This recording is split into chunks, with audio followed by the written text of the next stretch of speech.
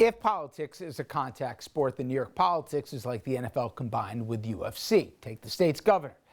Andrew Cuomo, under investigation for COVID cases at nursing homes and the subject of multiple investigations into sexual misconduct, saying he is not going anywhere. And Republicans, they smell blood in the water.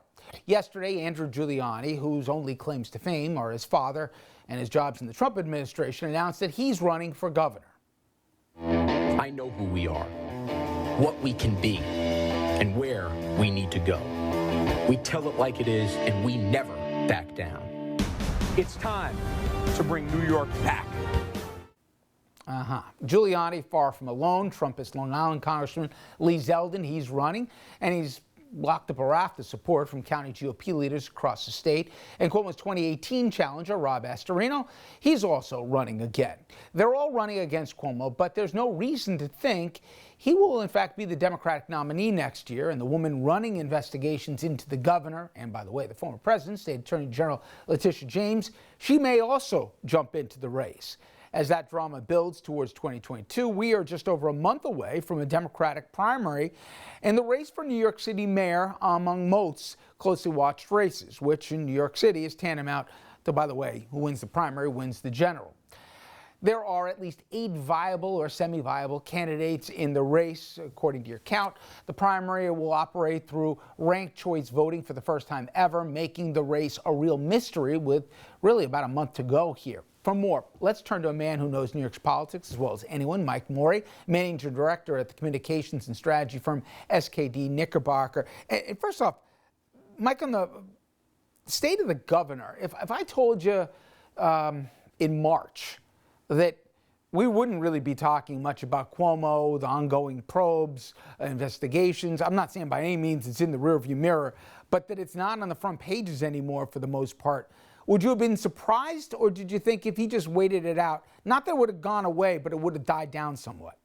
Well, I think from the beginning he made the decision that he was going to stick to it, wait this out, see where it goes. And frankly, the public polling in New York, despite what you read in the newspapers, New Yorkers overwhelmingly don't think that he should resign. And his strategy of sticking it out, I don't want to say has definitively worked at this point, but has certainly kept him in office and making sure that this is not the front page of the newspaper on a regular basis, despite everyone attempting to make it such.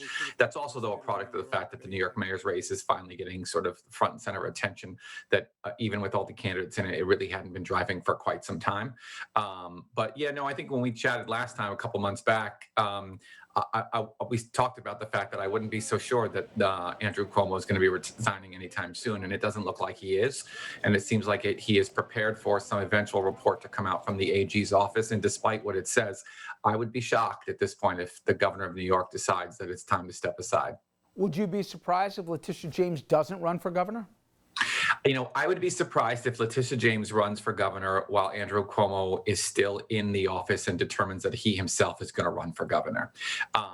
To take on a sitting governor who has access to the resources that Andrew Cuomo has would be a monumental task on her part. And she wouldn't be able to consolidate all the support necessary to win. Would she get a lot of support? Sure.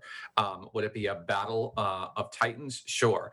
But I would not be surprised if Andrew Cuomo announces tomorrow that he is going to be running for re-election. I'm not so sure that Tish James or anyone else for that matter were going to run.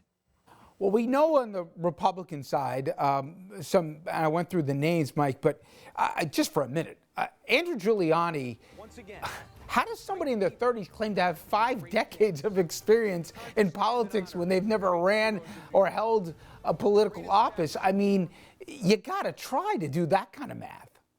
Yeah, Andrew Giuliani's candidacy shouldn't really surprise anyone. If you look at, really who is front and center in the GOP right now and some of the, to put it kindly, eccentric personalities in the GOP right now, whether it is QAnon candidates, whether it is candidates who sort of came into Congress on the bandwagon of sort of the over-the-top hyperbolic Trump kind of campaign strategy. I'm not surprised, to be honest with you. And I wouldn't be surprised if he doesn't make significant headway in a Republican primary, because we've gotten to a point in Republican primaries where it's really not all that substantive anymore. And it's really who can audition the best for Sean Hannity's replacement on Fox News. And those are the candidates that ultimately are winning races and getting elected, particularly in conservative districts. Now, I don't think he can win the governorship, but I think he has a better than even shot of winning the Republican nomination in New York, because the base of the Republican Party has decided what they really want are cult of personality candidates who are better on talk radio or primetime cable news than people who can actually govern things. And that's not just me being hyperbolic. It is a reality of who's getting elected in the Republican Party nowadays within primaries. I don't think he can be elected governor, but I didn't think Donald Trump could be elected president either. Fair enough. In terms of the mayoral race, am I misreading this? But totally it seems that the temperatures come down a little bit, that the biggest issue facing the New York City next mayor is, reforming the police. There seems to be some acknowledgement, whether it be on the safety side, on the business side, that it is a much more complicated job than the one inherited by the outgoing mayor. Or maybe I'm just reading maybe a little too much hopefully into this, that they gather the seriousness of the job that lies ahead. It's really interesting. I think something has happened in New York City politics in the course of the last 30 days, which has, if you would have asked most people that this was really going to be a contest that who can primarily reform community police relationships and who can actually sort of move our governance into a more even further to the left than New York City politics traditionally has been. And what we're seeing right now is a pivot by most of all the candidates towards an argument around governance, ability to effectively manage a city.